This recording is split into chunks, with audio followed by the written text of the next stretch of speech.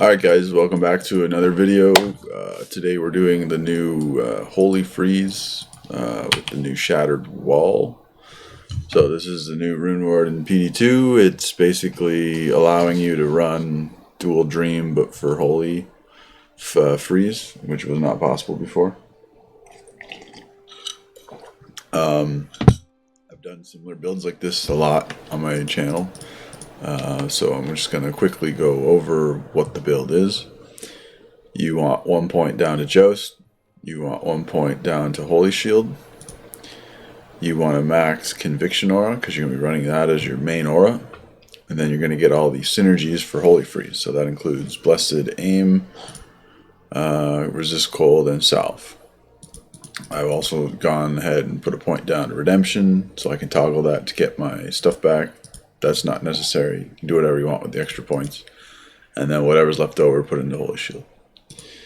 In terms of this, you want enough strength to wear your gear, enough dex to hit the block rate, and wear your gear, and the rest goes into Vit. Very simple. Let's look over the weapon. So the weapon is Doom.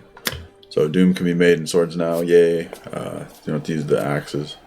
Doom is a pretty strong weapon. It's very expensive, especially now that Chams are more expensive and Ohms are going up in value too. So what does it give you? 16 Holy Freeze, so a total of level 32 Holy Freeze, 2 to all skills, which is really nice. 45% attack speed. Doesn't really matter because we're going to be using charge in this build and you don't need attack speed for charge. Enhanced damage is cool. So it is a lot of enhanced damage on this item. Really important here is minus 30 to 50 enemy cold resist, so you're getting a ton of cold pierce. The Dragon Den build doesn't have any native fire pierce built into it, and neither does Dual Dream, but I'm not sure about that. But yeah, so having a bunch of cold pierce like this is insane. You're also getting Deadly Strike, which is nice, Open Wounds, which is nice, Prevent Monster Heal, which is cool, and of course Freezes Target, which is super cool. It's going to be basically preventing mobs from attacking you. Doom is super strong. You also get the little Molten Boulders, but that's just for flair. It doesn't really do any damage. Shattered Wall. It's kind of just a stat stick with Holy Freeze on it. I would have liked to have seen something a little different here, but I mean, they went with it. It does have Indestructible, so you can put this in ethereal bases. Now, I don't know if that's worth it, but hey, up to you.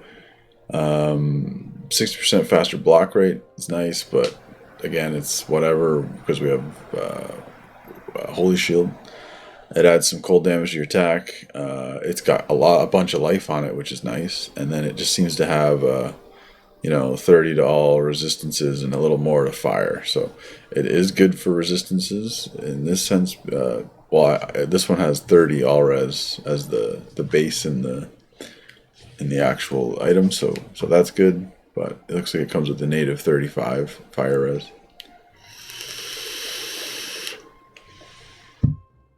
It cannot be frozen because it has a Cham in it, which is really nice, so we don't have to wear a Raven Frost. And 5 mana after each kill, it does help a lot. So a decent shield, nothing really wrong with it, but the main thing here is it's got the Holy Freeze aura, which is what we want. Because we're going cold damage, the obvious choice is a Nightwing. It's 2 to all skills, which is going to help our conviction and whatnot, which is cool. It's also an item we can slam sockets into, so you can get up to 3 on this one with a slam, or up to 2 with a puzzle box, and then you just want to fill it with as many cold faucets as you can.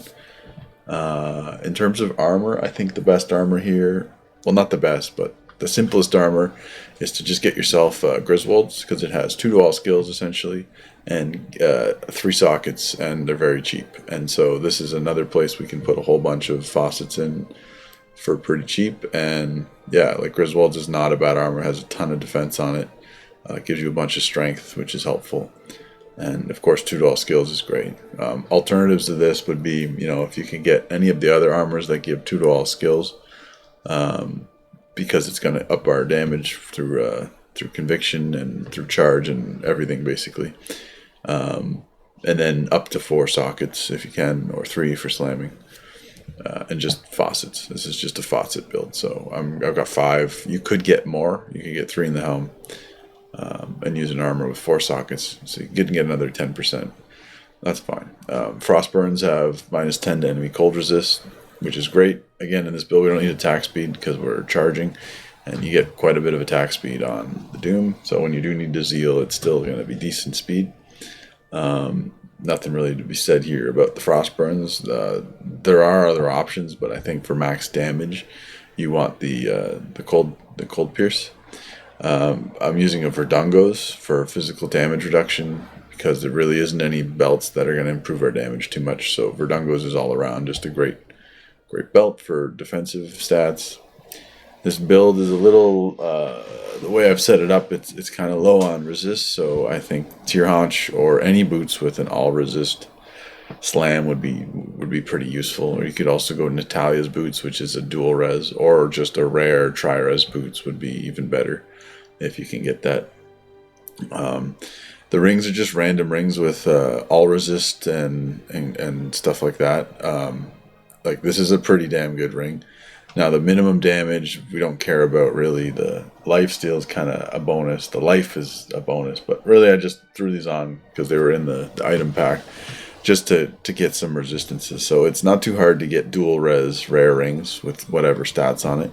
And the idea here is we're just trying to fill out our resistances with our rings. Now you could run 1 dual skill rings and get like another 6% pierce, but it's kind of meh. I wouldn't really consider it. And of course, Amara's main reason is we're low on resist. Now, if you can't get Amara's, you can get a Metal Grid, and they have 35 all resist, and they're a lot cheaper. But the true to all skills does give us a lot of benefit. So I've set this build up kind of max damage as much as I can. Torchin and Annie, these are perfect. You're not going to have perfect on live. And you've got 1 all resist small charm, and I've tested it using offensive auras for more pierce. You get up to like 97 pierce on your conviction, which is just overkill, I think. It's more damage to go for the small charms with 4% cold damage on them. And if you have a full inventory in this space here, it ends up being 72% cold. So that's what these are representing. I'm just too lazy to fill it up. So we're running all 4% cold damage charms for max damage, and our damage output in town here is 9 to 12k. So this is a very similar damage range for Dragondin. It's pretty much identical, which I think was on purpose. However, you're getting a ton more pierce with this build. I've got 94% elemental pierce, which is insane. On Dragondin, you might get around 50 if you got a ton of faucets. But yeah. The amount of pierce on this build is insane. You're doing like double damage essentially most of the time, so it's a lot more than 12k, and you'll see that the radial tick damage is often just killing everything. So I'm gonna just go ahead and say it. I think this build is just as strong as Dragondin, if not stronger, because of the pierce aspect of it, and also Holy Freeze Aura slows targets around you, so you're getting that added utility from that. And it's just something new to play, and obviously there's different maps where you could play cold or fire or whatever, but in this case we're breaking all cold immunes, so it doesn't really matter in that sense. On our swap I have a Call to Arms and a Lidless, pretty standard. For the Merc, the Merc is pretty important. You could use an Act 5 Merc and give yourself amp damage and get some more physical damage going on in there. That's an option with the Whirlwind Barb. You could use the Act 1 Merc with Vigor and give her a Faith and get more attack speed so that you could Zeal better, but it's a marginal upgrade. I think the best Merc is the Prayer Merc, which is the Act 3 Cold Merc. So Prayer gives you life on hit. If we take a look at what Prayer does, when active, or slowly regenerates the life for you and your party, and also grants them life from melee attacks. So because we're doing elemental damage here and not too much physical, our life steal is kind of negligible. So having around, this is level 14 prayer. He's probably got like level 18. So it's probably around like 10 to 12 life per hit. It's quite a bit of life. It adds up and keeps you topped up as you're going. You don't have to heal as much. I think he's the best merc. In terms of gear, I've given him a Frostwind. So this is going to give us a level 6 cold resist aura, which is going to boost our cold damage by another, I think it's about 12% or something.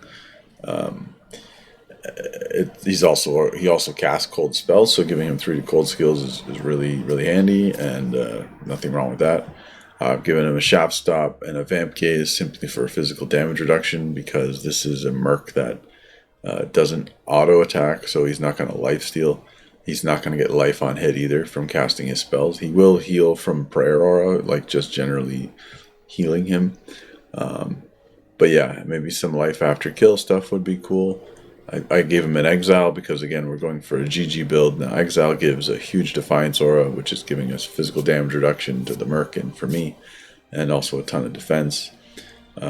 He doesn't use an offensive aura, and he's never attacking, so Degrepify doesn't get procced. But I think just for the Defiance aura, to have the cold resist aura and Defiance aura is great on a merc. Now, if you want to do something more budget, you can go with the Act 2 merc, who just has Defiance aura, and you can run whatever you want with amp damage, maybe even, or you can give him the spear with the Salvation aura, which will buff your damage a little bit too.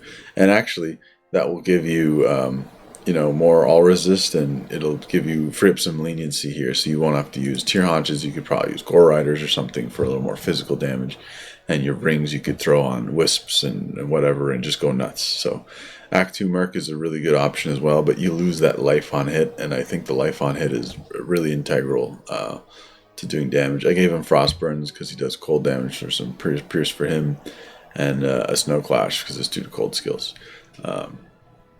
Yeah, you could go another route and give him Paladin skill or all skill stuff to up his prayer aura, but I don't think that's really that necessary. You want to make sure he's got a lot of physical damage reduction and full resist, which he does. I'm going to just show you a map here. This is just the Throne of Insanity tier 3 map, so toughest map you can get. There's no cold immunes in here, I don't think, so it's obviously you're not going to just do maps that are hard for you. So I'm gonna go ahead and bow myself and do this with my call to arms. You'll see my health is quite high, so 1600 is a decent amount of health. When I do Ubers, I have around 1600 as well. So now we're going to use charge mainly, but you can zeal as well and teleport around. I'm going to show you some damage now. You'll see that essentially it's one of those builds where you just kill everything in one hit. This is going to be an extremely fast mapping kind of build. You don't really need to stop.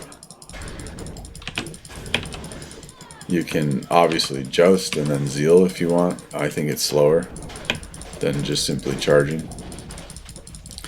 And yeah.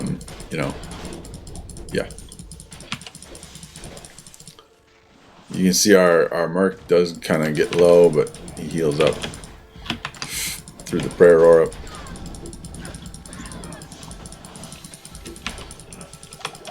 I ran out of mana there, so he's the pot. But yeah, it's very high damage build. I'm gonna type /DPS, or I think it's .DPS. Oh, I guess it doesn't work offline, but I think you get the picture. I'm gonna just walk around. You'll see obviously I'm taking damage because I'm letting them attack me, but that's just to show the radial tick damage. Like four ticks is killing stuff. When I attack, obviously it's a lot more damage. I am one-shotting champions. Yeah. So yeah, nothing really else to say about the build. It's extremely strong. It's also extremely expensive. I don't know if it's something that is required to farm or whatever. But yeah, it's just a crazy build. I don't know what's going on here. I'm getting like weird animations, like getting stuck. But my Merc died in maps like this. Oh, I died too. But yeah, in maps like that where you're charging around and he has to kind of just follow, he can die. So Act 2 Merc's probably not going to die, but then you have the life on hit issue. So of course you could slam life on hit on your gloves and some other pieces of gear. But yeah, that's the new freeze paladin, whatever you want to call it, shattered wall. And yeah, I think it's really good, but I don't see. I mean, it's just as good as Dragondin, and I think it's actually more expensive than Dragondin, just because of the runes. Low runes are very cheap, and Dragondin uses like 3 low runes. This one uses chams and ohms and you know, so and Ja is more expensive now too. So yeah, that's the build, and that's the video. So I'll probably have some more coming up, but that's it for now.